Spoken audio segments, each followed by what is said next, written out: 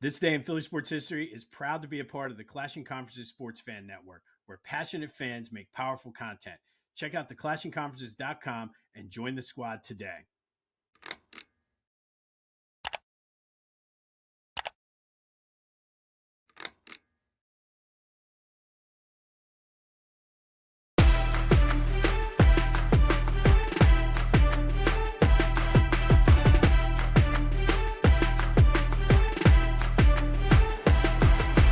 What's up, everyone? Welcome to this day in Philly sports history for May 27th, 2026. I'm your host, Jim Montgomery. Welcome to a Wednesday edition of the podcast. Happy hump day to everyone out there. And the Phillies bounced back with a good win last night, 4-3. Trey Turner, Bryce Harper, and JT Realmuto hit home runs. Like seeing Trey hit home runs. Maybe he's starting to figure some things out and work through the slump. But more importantly, they had 9 hits. Okay. They're still... I'm not ready to claim them all the way back because they're still having trouble getting all the runners in. But more importantly, Aaron Nola was solid. I was flipping back and forth between this. Forgot I was off of work today, so that's why it's slightly later than normal. But flipping between this and the Spurs Thunder game, and Aaron Nola, 6 innings pitched, 2 earned runs, 3 hits. So he found something. 5 strikeouts. The bullpen was solid. If we can get... Now, you're not going to get 6 innings pitched, 3 hits out of Aaron Nola every start. But if you can get something closer to this than the Nola we have been seeing, all right, I'm not going to sneeze at that. Like, that is what you want and what you'd expect at this point in his career. But good, solid. I mean, San Diego has been playing well, and I mean, not offensively, but they've been pitching well. So 9 hits. I mean, this is a solid series win for the Phils. They look for the sweep this afternoon. Christopher Sanchez on the mound. Good old 4 o'clock West Coast business person special. But in all seriousness, if we're going to get something closer to that out of Nola, I will 100% take it. So we look for the sweep this afternoon. And then moving to the Sixers, before I get into the comments and the hate and everything that I knew it was coming. I did read this morning that they have narrowed the search for president of basketball operations to 4 guys. Jameer Nelson is one of the 4. Nick Uran from the Phoenix Mercury, Matt Lloyd of the Minnesota Timberwolves, and Mike Gansey from the Cavs. All of these guys, except for Jameer, have either WNBA or NBA experience as general manager. Jameer is an interesting name, and I've heard a lot of people on Twitter. I haven't really listened to WIP or 97.5 pretty much for like 2 weeks now because of vacation and just I haven't driven that much lately. So I don't know what they're saying on the radio about this, if they're even talking about the Sixers, but I've been seeing a lot of people on Twitter talking about, oh, but Jameer knows Philly, and you got to get a Philly guy in there. He knows the city. He knows this. And I got to be honest, maybe if we're talking Phillies, maybe if we're talking Flyers or Eagles or something, I'll entertain that narrative. But for this team, the Sixers, I don't care if this guy knows Philly. I don't care the pulse of the fans. I need somebody like a Danny Ainge or Brad Stevens who just doesn't give an F and is going to do what's right for the team. And this is not a knock against any of you out there. It's not a knock against me. But I can't have my general manager placating and playing and pleasing the fans. I want my general manager to say, I have a job to do. I need to build a winning team here. And just do that. So I don't like he knows Philly. And even to a certain point, if it was the Phillies, Eagles, or Flyers, like that would be something maybe for a Temple or a LaSalle, Villanova, St. Joe's, Drexel, Penn, like one of those, like a college coach. For my pro teams, like obviously you can't be tone deaf to the history and the fan base and things like that, but at the same time, I need a guy like Howie Roseman. I need a guy who is just going to do what's best for the team. To a certain extent, a guy like Dave Dombrowski, who you don't have to like his moves, you don't have to like his interviews and his rationale, but to his credit, he'll go out there and say, this is what we're doing. A lot of times it's idiotic, it's this, whatever, but he's not swayed by the fans whatsoever. He's doing what he feels is best for the team. And that's what I need out of this new team president. I don't care if he knows Philly. I really don't. I need him to put together the best 12-man roster to maximize what they have and go out there and get past the second round of the playoffs at this point. But would love to know your thoughts on that. Any of those names, like I'll be honest, none of those names are like, oh my God, yay! It'd be cool to give Jameer Nelson a shot. I would rather see him maybe get a promotion within the organization. There is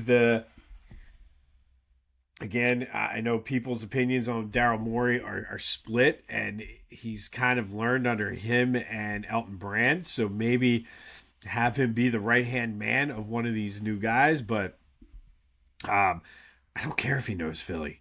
I need somebody who knows basketball, and I would prefer somebody who knows basketball. So that's what I want. But to the feedback yesterday, again, I knew it was coming, and I'm not necessarily saying I 100% would start shopping Tyrese Maxey, but you got to look at the big picture. I think as Philly fans, we tend to overvalue our stars. We tend to overvalue our prospects and things like that. And I think you have two bad contracts with Joel and Paul George. Now, if you can somehow start building around Tyrese and VJ while dealing with those contracts, so be it. Okay, great.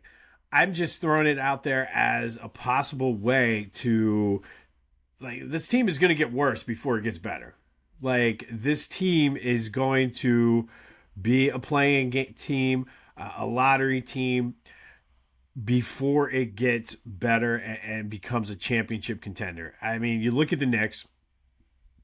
The Knicks are the way they're playing, and after watching the OKC Spurs game last night, and I've been watching a lot of that series, the stinking Knicks are probably going to win the NBA title the way they're playing. The only thing the Knicks have going against them now is they're off for 7 days.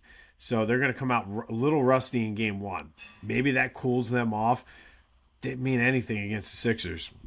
So all that to say, the Knicks were able to build this team that went to the NBA Finals in like 3 years, 3 seasons. They made some moves. They kind of built around certain people. If the new person believes that Tyrese Maxey is the guy, then by all means you build around him. If you're not convinced or sold on him, sell high. Like, I know it's a little bit different, as I was reminded a lot yesterday. It's a little bit different of a situation than where we were with Joe because of the injury history and everything like that. But if you think back, nobody wanted to trade Joe. Can't do that. And if we'd have traded Joe, like, there was hot and lots of smoke and flames coming out of New York that they wanted Joe, and the Sixers didn't pull the trigger. I'm just saying, if you get the right package and you can get out of one of the contracts, whether it's Joe or Paul George, I think you got to answer the call. Like Howie Roseman said, and we talked about this before free agency and the draft about the Eagles.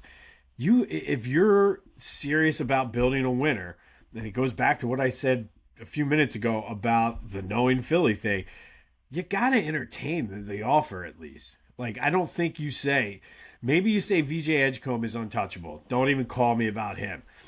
But if you're serious about building a winner, you have to entertain calls. You have to listen to offers. And that's all I was saying. I like Tyrese Maxey. I'm not saying get rid of him. So, again, give me the feedback on that. I know I took a lot yesterday, but I stand by it. I think that you at least have to listen to the offers. And that's all I was saying. And then lots of feedback and way more feedback than I expected in a good way. Lots of good conversations, specifically on my Facebook page, about the GOAT of Philly high school basketball. I mentioned Wilt, Dawn, and Kobe. Lots of other ideas. A lot of people said Kobe, some Gene Banks, Eddie Griffin, Pooh Richardson, Gerald Henderson, Alvin Williams, Wayne Ellington, L Train. Hank Gathers was an interesting name that was brought up a few times. Rasheed Wallace was brought up a few times.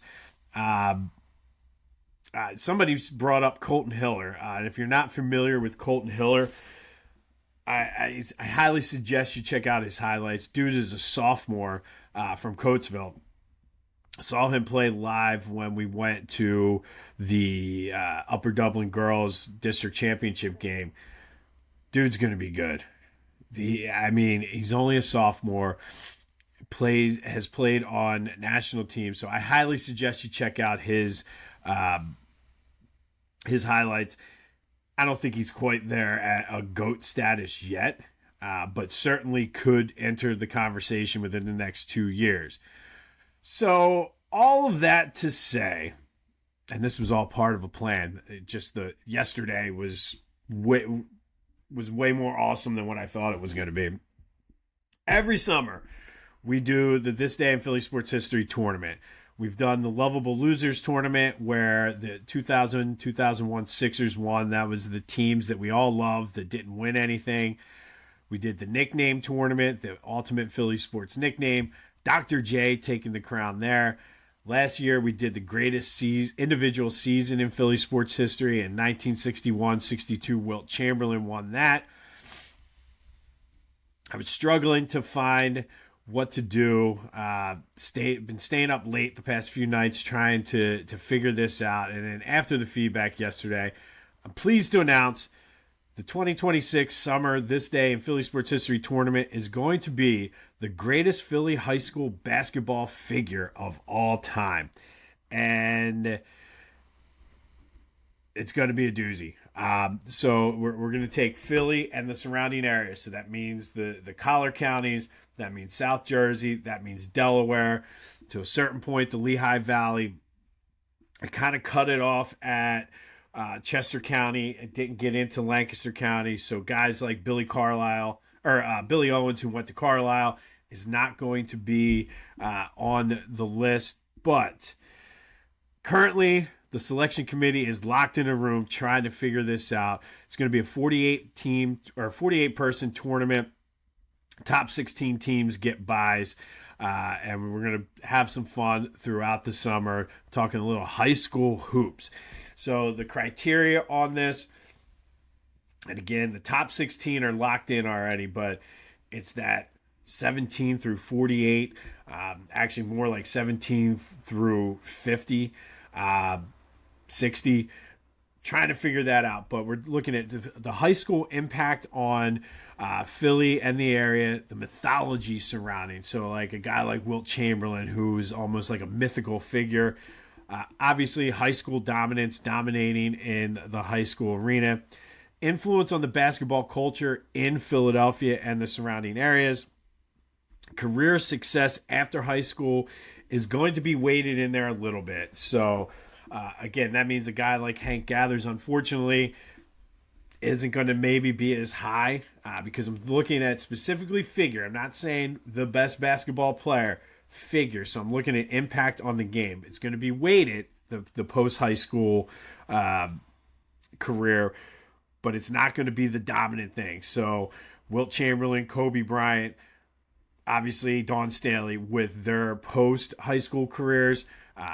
All three of them had phenomenal high school careers, but I'm trying to it's going to play a factor, but not a huge factor. Overall historical significance to the city's basketball identity. Like, what did this person mean to Philly? So, looking forward to it. The play-in starts on Monday, June 1st, and we're going to go have some fun. So, it's even more important than ever to follow me on all my social media platforms at Philly Jimbo. Subscribe to the YouTube channel, whatever. As I always say, send me smoke signals, whatever you have to do. But it's going to be, I'm going to seed it the top 48 starting on Monday. Top 16, like I said, get buys. Tomorrow, I'll release the top 8, maybe the top 16, just to give you the 16 players that get by. We'll talk about some of the notable snubs. But like I said, the selection committee should have everything finalized by tonight. And I'm also pleased to announce that this summer tournament is going to be brought to you by Beach Caddy. I've been talking about it for the past couple of weeks. Going to the Jersey Shore, let Beach Caddy take the stress out of it. If you're in Ocean City, Sea Isle, Wildwood, Avalon, or Stone Harbor, they got you covered with the move-in, move-out bellhop service, as well as the best beach carts at the Jersey Shore. Use the promo code Jim Montgomery to take 10% off either one of those services. Go to beachcaddy.app for detail. But Beach Caddy is the proud sponsor of this year's 2026 This Day in Philly Sports History Summer Tournament, the greatest Philly high school basketball figure of all time. So we're going to figure out the GOAT Philly high school basketball figure. I'm excited about it. But again, be sure to follow me on all my social media platforms at Philly Jimbo.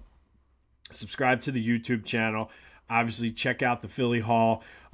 Going back and forth with Steve, planning to record a new episode next week. Kyle and I will be back with another Brotherly Birds breakdown.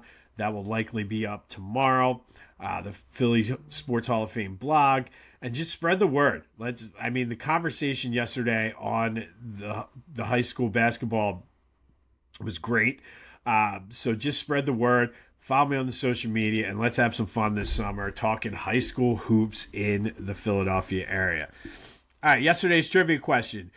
We talked about Chuck Klein hitting for the cycle for the second time in his career. I asked you what other Phillies have hit for the cycle. That would be Lave Cross, Sam Thompson, Cy Williams. Chuck Klein did it twice. Johnny Callison, Greg Jeffries, David Bell, JT Realmuto, and Weston Wilson. Want to show off your Philly pride without saying a word? Philly Goat has you covered. From tees, hoodies, shoes, and hats, their gear screams Philly louder than an Eagles fan at the vet. Whether you're tailgating in South Philly or trying to flex down the Jersey Shore, do it in style. Hit up phillygoat.com, use the promo code Jim Montgomery, and get 10% off your order. Philly Goat, because being Philly ain't a choice, it's a way of life. Go Birds! All right, May 27th. First, we're going to go back to 1975, and Hound Dog Bob Kelly, Bill Clement, each scored third-period goals. Bernie Parent was outstanding, saving 32 shots as the Flyers beat the Sabres 2-0 up in Buffalo to win their second consecutive Stanley Cup championship. They won that series 4-2, but Hound Dog Bob Kelly, Bill Clement, and Bernie Parent helped lead the Flyers to their second consecutive Stanley Cup championship. Win today, walk together forever, and those players are still walking together and much revered here in Philly. So Flyers win their second consecutive Stanley Cup championship on this day in 1975. And that leads us into What If Wednesday, brought to you by Lotwin. Go to Lotwin.com for your 3D custom hype chains. These things are awesome.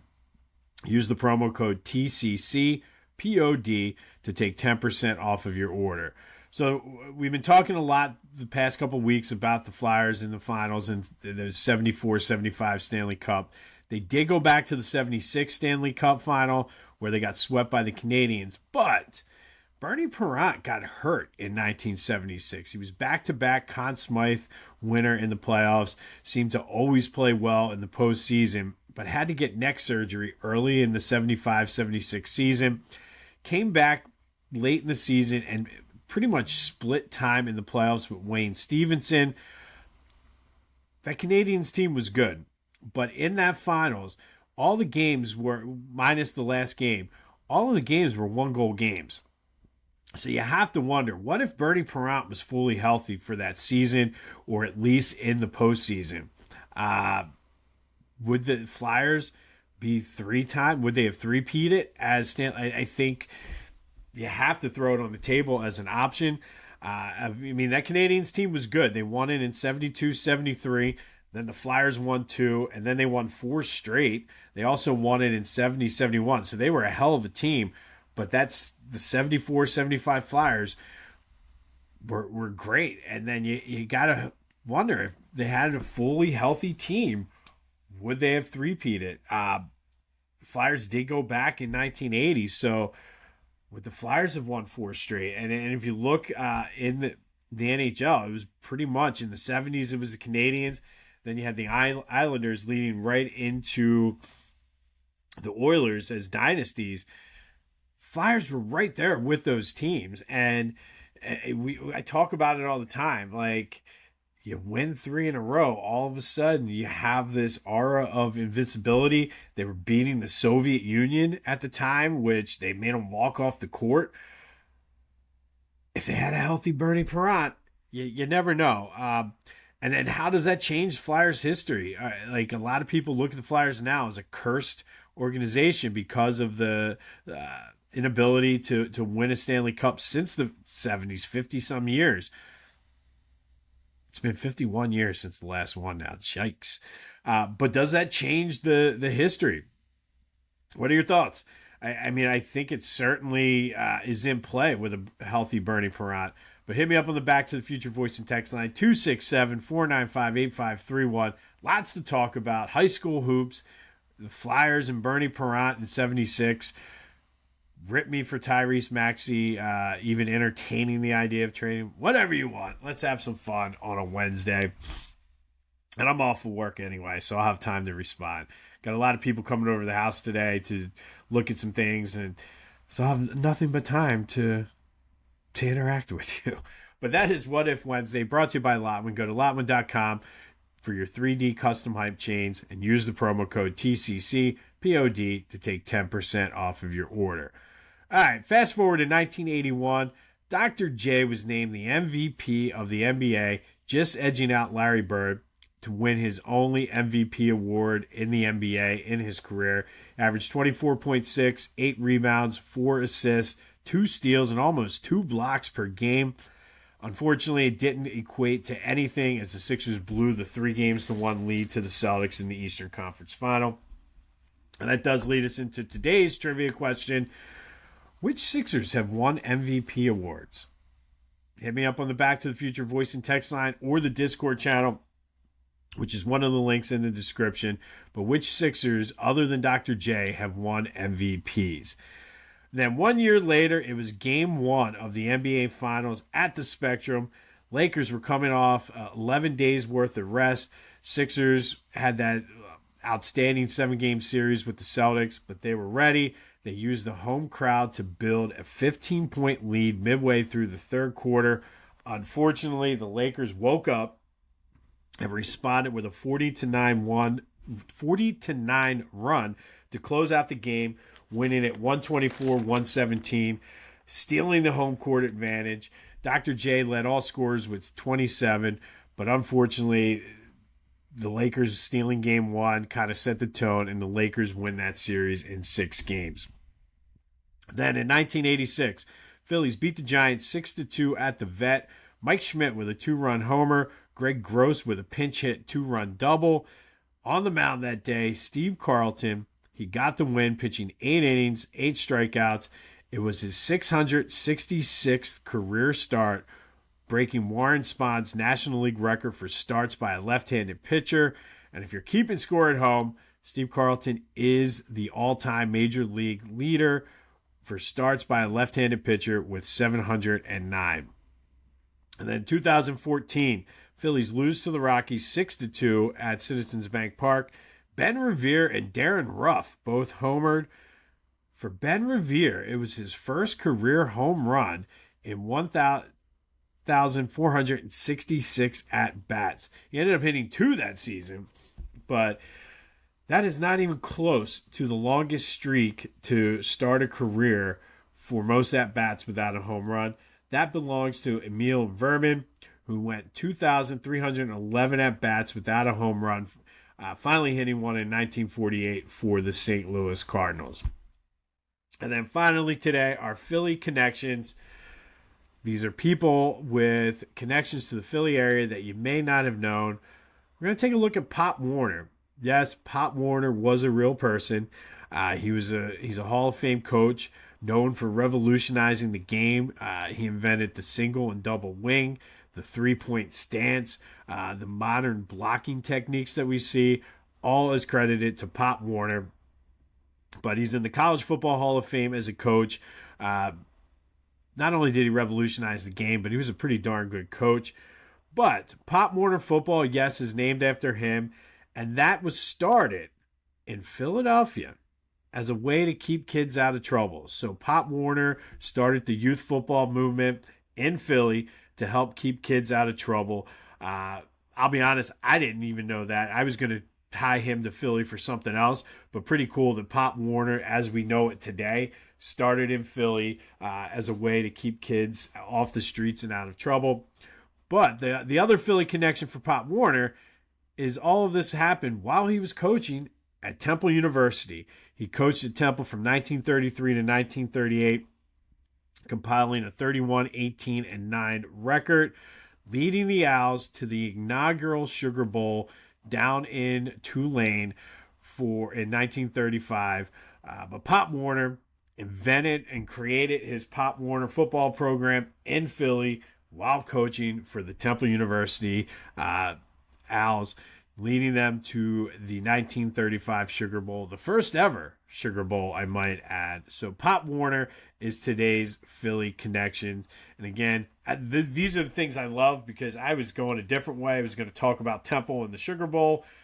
And in my research, found out that Pop Warner was actually created, Pop Warner football anyway, was created in Philly, which is pretty cool. And if you're in or around the city and you watch the news, there's a ton of Pop Warner programs, and they're pretty good.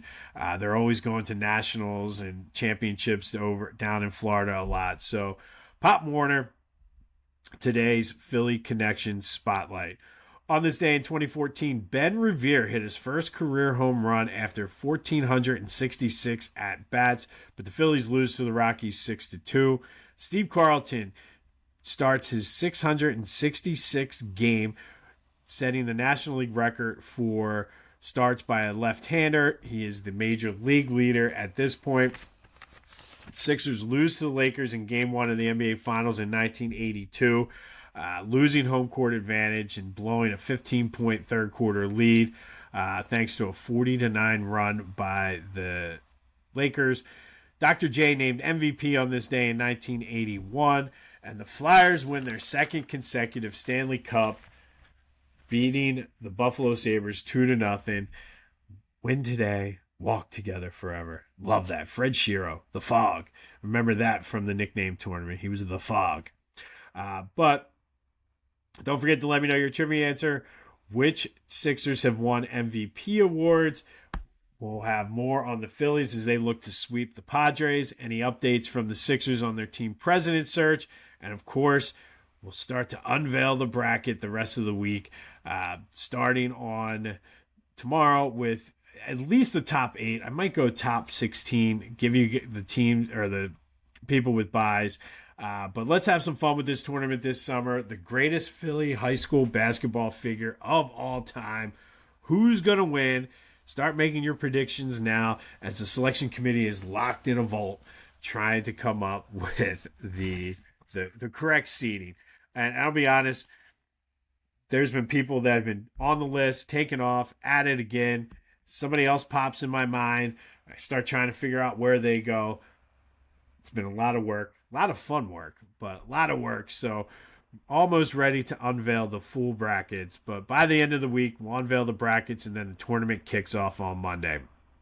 This has been This Day in Philly Sports History for February. I don't know why I keep saying February. I had to restart the beginning of this podcast like 8 times because I kept saying February. This has been This Day in Philly Sports History for May 27, 2026. My name's Jim Montgomery. Go have yourselves a Wednesday. And until next time, I'll see you when I see you.